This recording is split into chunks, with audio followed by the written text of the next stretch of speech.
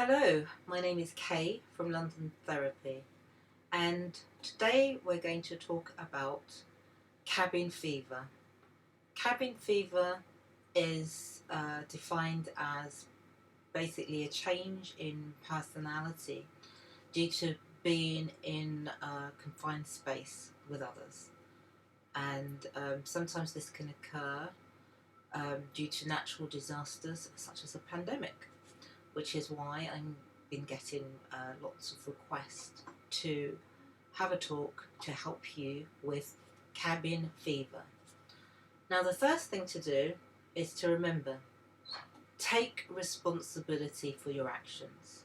This is not a time to use it as an excuse to behave like someone that you don't want to behave like. Okay, it's not an excuse, no matter how irritating the situation can be. You are always in control and you can always choose to do the right thing. Now, each one of us will get through cabin fever much better by having a purpose. Having a purpose each day so that even if you're not working from home, you still know that there is something that you need to do each day. And it could be something as simple as being the one who prepares the food or the one who empties the rubbish. And please remember, we've learnt this, that ideally that should not be the same person. But taking pride in whatever your purpose is each day, be it perhaps deciding to finally clear out that drawer in the kitchen. You might not have the time during normal circumstances, so utilize that time now. Anything that you always wanted to do, you can do now because you have the time, so there's no excuses. Remember your fitness. This is a great time to get fit, even if it's just following something on YouTube. You can do it. And respect those who are in your space as well. Respect what they're doing, be they work from home or not. And it's very important to make sure that that respect goes throughout the whole family, from the eldest to the youngest person, or every single person in your shared space, be you a group of friends, flatmates, family, or strangers that are just thrown together for your circumstances. It's really important to validate and respect each other's purpose. So a good thing to do is to have designated roles so that you can feel that each one of you has a purpose to fulfill, and that will gain the respect of the others. And just remember that that role is not set in stone. You can change as often as you want. You can say, right, every Monday we're going to switch, every afternoon or every hour, whatever works for you. It's just so that you know that you have a purpose to give your life meaning, even if it is just the one who makes sure that all the rubbish is put out properly. That's a really good job, really, valid, and take a pride in it. Not just those of you who are creating delicious meals from your store cupboard, or those of you who are fortunate enough to be able to work from home. Everybody in the home has a purpose and should be respected for that purpose that they carry out. Also, to respect time and space.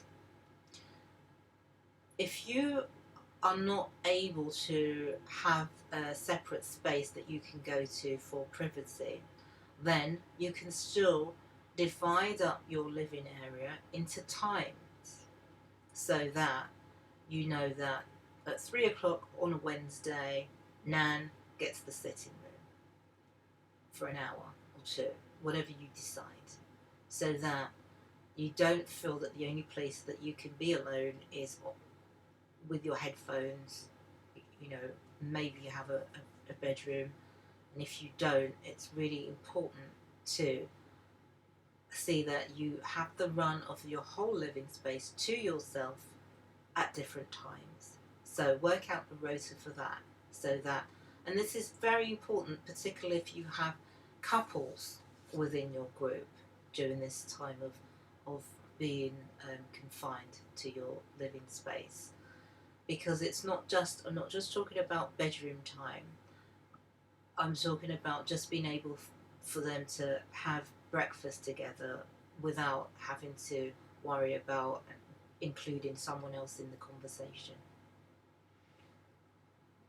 Couples have their own shorthand within their relationships, their own in-jokes, and sometimes the tension is bad enough without having to explain and include whoever else is in that space with them. So give them some time, give them the run of the house. You go and stay in your room, and allow them to just walk through the house and do what they want to do normally without having to interpret what's going on for you as an outsider to that coupledom. And also, as a group, it's a good time to actually put in place really good self-care for maintaining relationships, and that is communication. So allowing a time each day for each member of your household to communicate clearly what their feelings are without criticism. Just for them to sort of be able to check in and say how they're feeling, what's good, what they don't like, without it being interpreted, without people arguing with them, but just for them to be heard.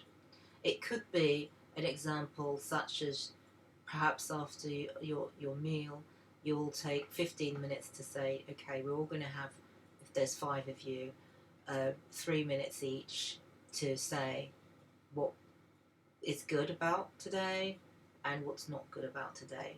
So it could be an example of saying, well, today it was really good because somebody helped me with my homeschooling, but what wasn't so good is that they were scrolling down the phone while they were doing it. And it's as simple as that. It's just expressing what happened. Nobody needs to jump in and say, oh, yes, but I was doing this and it's not fair, because it's just for the person, each person to go around and express what they felt, what happened, just in a few moments, okay? Just, this happened.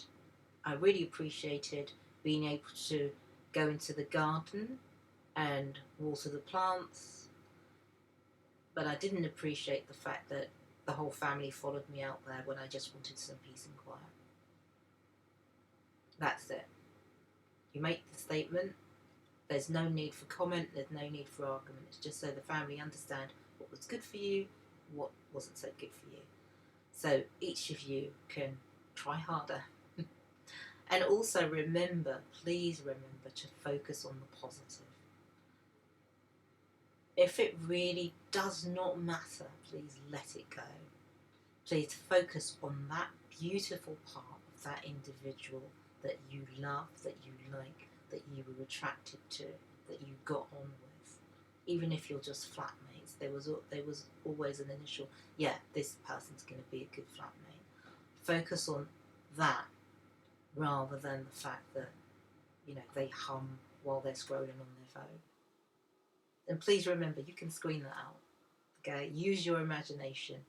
If you're in a confined space, your imagination will always free you. This is why you got told off for daydreaming out the window when you were a child, because it's how you stay free even in a confined space. So please be kind, be caring, take care. Remember to like, share and subscribe. Until next time, thanks for dropping in.